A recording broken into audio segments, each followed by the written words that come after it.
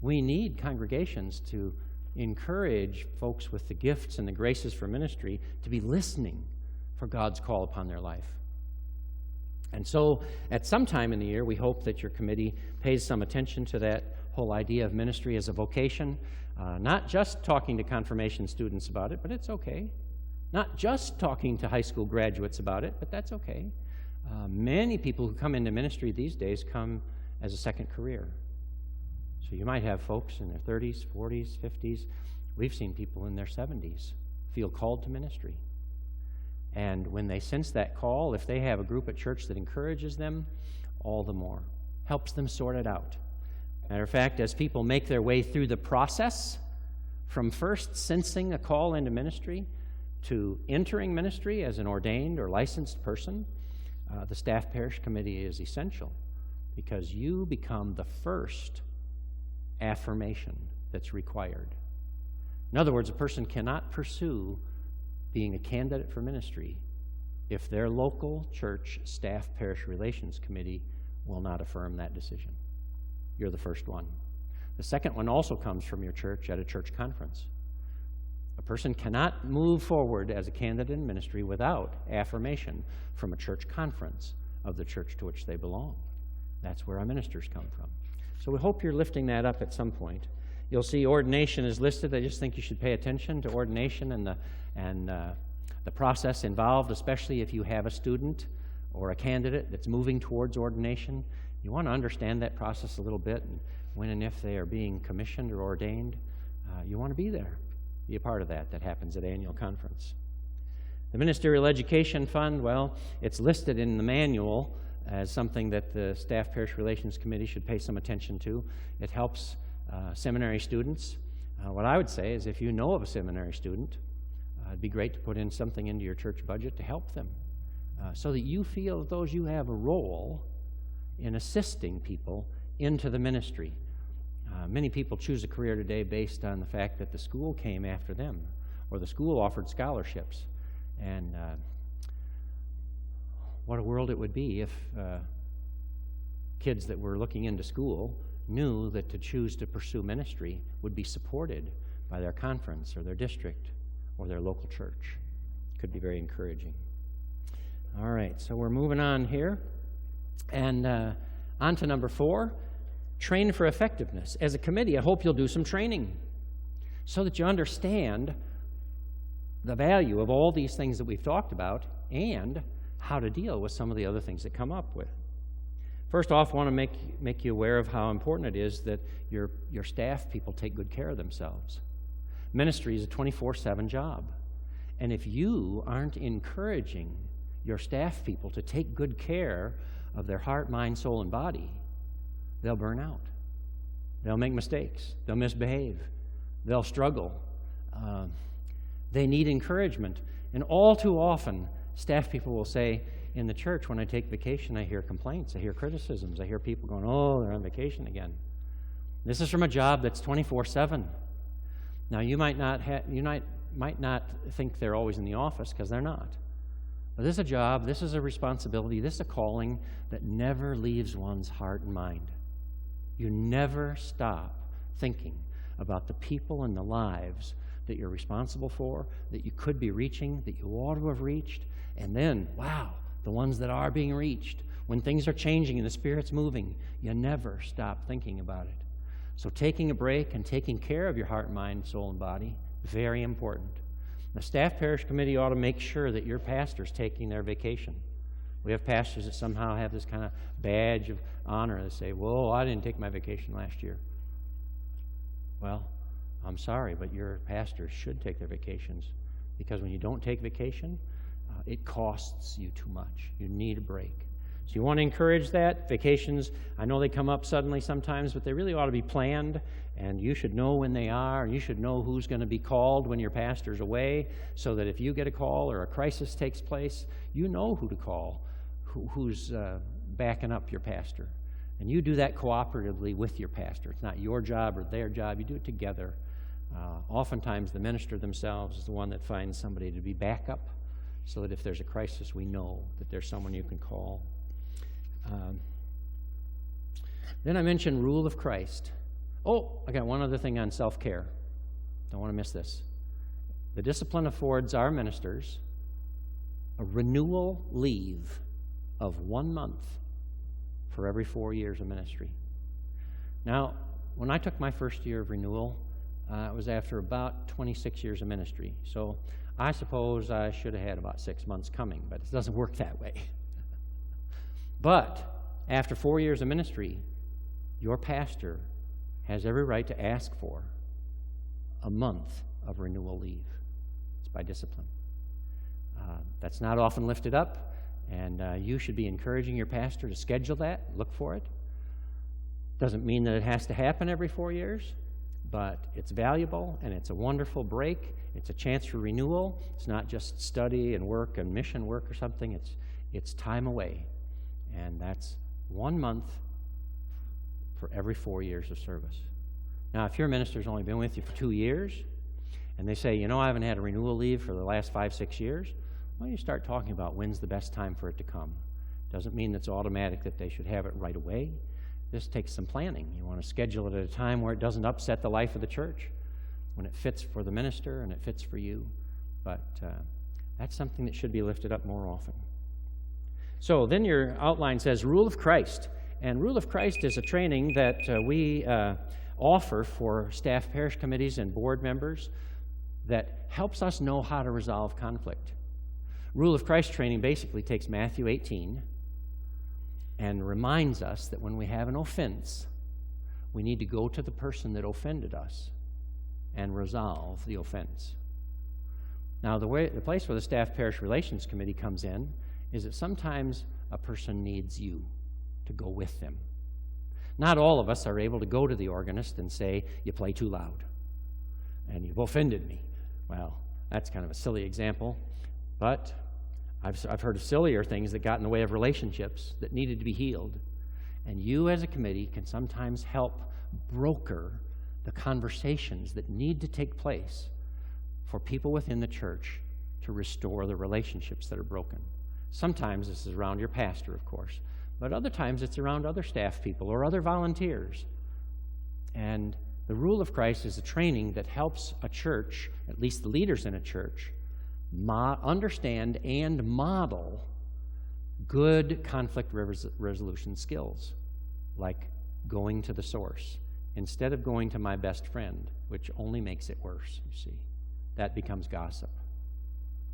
Rule of Christ training is provided by the annual conference for every church that goes through a pastoral change, because the transition from one pastor to another is oftentimes, a period or a season when conflict might bubble up. And so we've provided that training for your leadership, not just staff parish, in those times of transition. Personnel policies. How do you deal with the people that are staff, and how do you deal with paid people? What's their vacation? How much sick pay do they get? What are your termination policies? How do you do evaluations? All of those things. Well, that should be written down so that you know how you will respond when circumstances arise. Because oftentimes when circumstances arise, emotions are high. And what we need is a process. We need some guides, some policies that help us. And so as a committee, you need to talk through these things about what do we do about volunteers that we're having trouble with, and how do we deal with issues that relate to a person who's on staff and now they're asking for this or they're wanting this. Personnel policies. Background checks. Staff Parish Relations Committee is responsible for the background checks for all staff people. All staff people on staff at the United Methodist Church, before they're added to employment, should have a background check. Then all people, volunteer or staff, who deal with and work with and are around ministries with children and youth, every one of them should have a background check. Now, we're talking about Sunday school teachers, we're talking about vacation Bible school workers, we're talking about chaperones, we're talking about people that take kids camping. But every one of those people who wants to volunteer as a volunteer lay worker with children or youth, you should have a background check on file for them. And that's the job of staff parish committee. Now, you can farm that out somehow, but you're responsible to make sure it's happening. And this, as you know, becomes important all too often, and we don't want to be behind the curve on this. We're talking about our children here. All right, number 5. This is the last one. I know we've gone over half an hour, but we're still within the 40 minutes, I think. Align with other United Methodist churches. Well, why does that matter? Well, partly because we have itinerant ministers. Partly because we're a connectional church. That the way we do things ought to be similar to what's being done in others so that together we're more effective. In other words, this whole thing about grow, reach, and heal, we're all going to do that. That's our focus. Making disciples by growing in our love of God and neighbor and reaching other people and healing brokenness, that's our focus. That's our focus over at the church that's to your west and to your east and the one that's to the north and to the south. We're going to be aligned. So we do that in that mission about growing and reaching and healing. And then we also want to work on one other one as staff parish committees, to see our job as proactive rather than reactive. That we are encouragers. We're people who strengthen ministers. We're people who nurture ministry. We support ministry. We respect those who serve in ministry. And that's a proactive thing. We work hard at that. That's all that planning and all of that job description and all that work at evaluations and taking seriously how to compensate and care for someone that's in ministry. We work hard at that. We want to support and sustain ministers. And that's a proactive response. And that should be going on in all churches. So now we get down to something you probably knew, but it's the structure of the Staff Parish Relations Committee is similar in all United Methodist churches. Should be between 5 and 9 people. Between 5 and 9 people. And that should not include any people who are family members of staff, and it shouldn't include any staff people. In other words, if you have a paid secretary, they can't be on staff parish. Or if you have a paid secretary, your secretary's daughter cannot be on the Staff Parish Relations Committee. No family members. 5 to 9 members should be arranged. They should be objective people. I can't say enough about this. Now, you don't nominate them, but you usually know who's on the nominating committee. And your pastor chairs the nominating committee. And this is where some of our problems come from, because when a Staff Parish Relations Committee deals with sensitive issues, we must have objective, faithful people. If people cannot be objective and if they refuse to be faithful, there's no place for them on a Staff Parish Relations Committee, because sensitive matters are discussed there. So this goes all the way back to the nominations process. People who are selected or nominated for the Staff Parish Relations Committee should be objective and faithful people. These are prerequisites. If you know that somebody's not able to keep confidences, or if you know that somebody's kind of prone to gossip, or you know that somebody's really got a kind of attitude about things and they have a hard time seeing things from someone else's perspective, well, they might be useful in a lot of committees, but probably not on staff parish. And that starts at the nominating committee level. Your pastor chairs that, and you should be strategic. Now, I'm not talking about putting all your pastor's favorite friends on staff parish, but I am talking about having objective, sensitive, faithful people on that committee. Because when they deal with the sensitive issues that come up in pastoral changes and in the midst of conflicts, you need strong, capable people to guide your congregation through those moments. So they should be arranged in 3-year classes. Why is that? That's so that on any given year, you're not losing most of your committee. In other words, you have some people that time out. They finish their 3rd year, they're done. But you've got 2/3 of the committee still over here that are in their 1st or their 2nd year, and they're coming, and then your nominations committee adds to the next class, and you always have a rotation of members, and it always keeps you with people that have experience and knowledge. They're nominated by the nominations committee. They're elected at a church conference. Anywhere between 5 and 9, no family or members of the staff. They need to be objective and faithful, should be in classes. They're nominated and they're elected. All right. So now, turn to the calendar. Almost done. Now, this is not, you won't find this in the Book of Discipline. This is a suggestion on my part. But this calendar lays out for you some of the proactive duties, the proactive responsibilities of the Staff Parish Relations Committee, and puts them on a calendar that, at least in my mind, makes sense. You might disagree, but in my mind it makes sense. In January, you have new people coming on. Well, that's not true. And some churches bring their new officers on in June. You know, they've changed the calendar. But generally, at church conference, at the end of the year, we have new people joining trustees and joining the education committee, new people joining staff parish. So in January is a great time to do orientation, so that the new members to the committee learn what the committee does, and the people that have been on it get reminded. February is a great time to talk about where we're headed. I just wrote the word SMART goals, but you can't write SMART goals without knowing where you're headed. But February is a great time to do that. Also, the springtime, March or April, good time to do some training or maybe some reading as a team. Maybe read a book about church growth. Maybe read a book about personnel management. Your pastor can help you. I could make suggestions. Right now, I'd recommend you read a book by Lovett Weems called Bearing Fruit. It's a book that helps us remember what we're about. And it's where I got that "so that" phrase from. Every team in your ministry should be asking the "so that" question. Your Sunday school teachers are using this illustration in their Sunday school class so that what? So that kids will have something to keep them busy? That doesn't fit with your ministry plan. So that they grow in their love of God. Now we've got some. So, training and reading sometime during the spring. April, good time to talk about ministry as a calling, because you got kids that are about to graduate, got kids that are sometimes about to be confirmed, and a great time to lift that up. May, a good time to start with staff and voluntary evaluations, because you can carry that through the summer. Share in how you do that, but I put that down for May and June. July, a good time to be sure you're up to date on background checks. Might have to do that earlier if Bible school is in June. Sometimes Bible school is in August. But you certainly want to make sure that as you put together your Sunday school staff or your Christian ed staff for Wednesday nights, you want to make sure you've got background checks in place for all those people. So I said July. August, a good time to make sure your job descriptions are up to date and your church profile.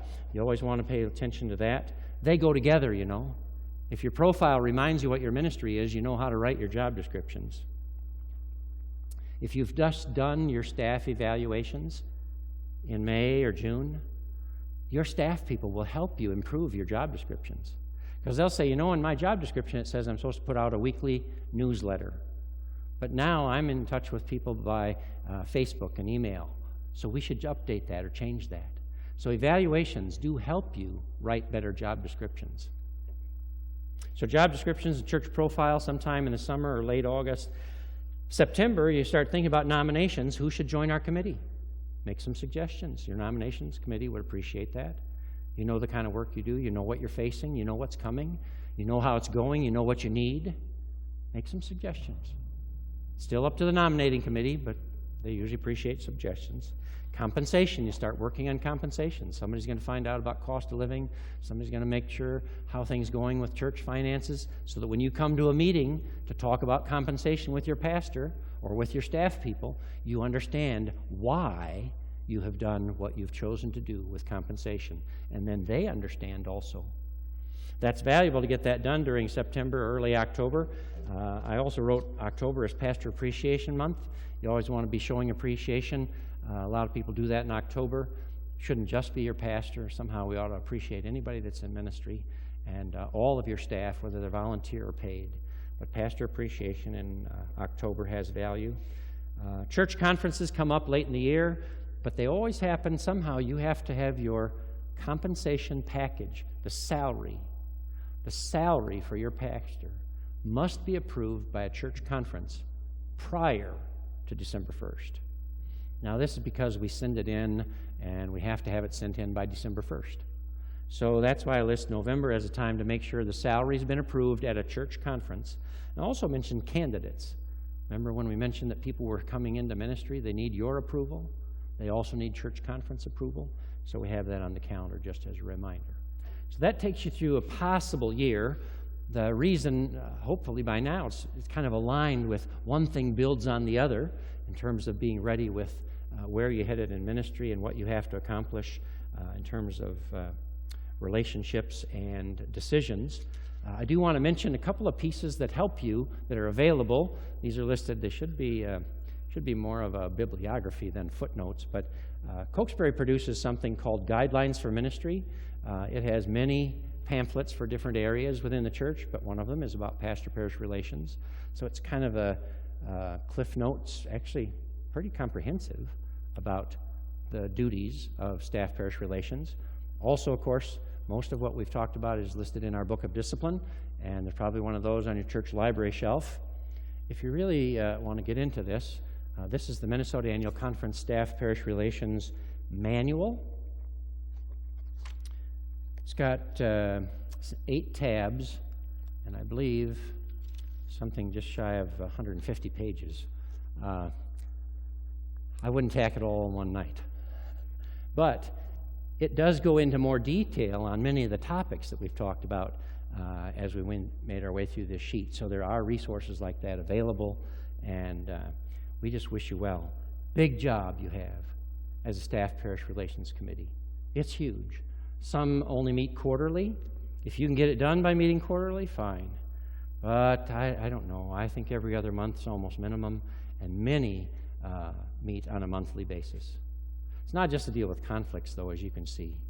It's to deal with where are we headed in ministry, and how do we team up with our staff people, primarily our minister, to accomplish ministry, so that the things that we do help people love God and love their neighbor. The things that we do actually help people reach others, because we've been very clear with our staff of making that happen. And so the things that we do as a staff parish committee actually heal a broken world. Thanks for your work on the staff parish committee, and let's close with a word of prayer. Heavenly Father, as we gather our hearts and minds around all of this work, we just are thankful that you have a compassionate view of us, and you would assist and guide and lead and forgive and call us forward as we attempt to be your church. Bless these who've been here tonight to take in this training and go with us as we head to our responsibilities within the church, as we manage and dream and move forward with our responsibilities with staff and volunteers in our churches. To this end, we make our prayers in the name of Jesus Christ. Amen.